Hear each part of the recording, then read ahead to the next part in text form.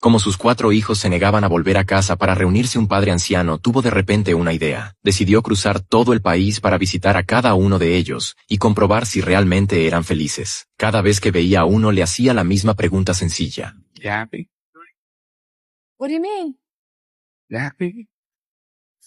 Yeah, of course I am. Al saber que su hija vivía bien en las arrugas de sus ojos, apareció una serena sensación de alivio. Por eso cuando fue a visitar a su hijo mayor, también esperaba oír una respuesta parecida. Aunque su hijo insistía en que estaba bien, el anciano percibió algo extraño en su expresión. Ese breve instante de vacilación ya lo decía todo. En ese momento, George tuvo la respuesta en su interior. Ellos estaban mintiendo. Ninguno era realmente feliz.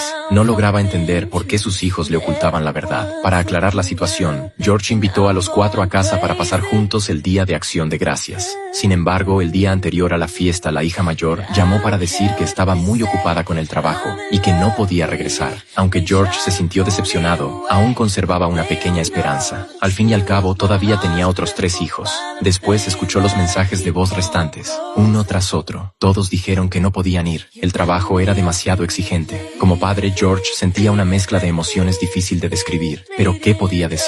Reprocharles algo. Desde que su esposa falleció hacía 8 meses, los hijos no habían vuelto a casa. Mientras ella vivía, siempre había sido el vínculo entre él y sus hijos. Ellos compartían todo con ella, pero ahora todo había cambiado. Casi ya no tomaban la iniciativa de contactarlo. Esa distancia silenciosa le hería profundamente, y lo único que realmente le importaba era saber si eran felices. Tras reflexionar un momento a solas, tomó una decisión audaz. Cruzaría el país para visitar uno por uno a esos 4 hijos a los que tanto quería y darles una sorpresa. No avisaría a nadie con antelación. Preparó el equipaje, llevó consigo todos sus medicamentos y emprendió el viaje. Pero no sabía cuánto tiempo podría resistir. Antes de jubilarse, George trabajaba con recubrimientos protectores para cables eléctricos. La exposición prolongada había dañado sus pulmones. Su estado de salud era delicado y debía tomar la medicación a tiempo. Viajar en avión era demasiado arriesgado para él. Por eso eligió el tren y durante el trayecto presentaba a sus hijos a las personas que conocía. George hablaba de ellos con orgullo.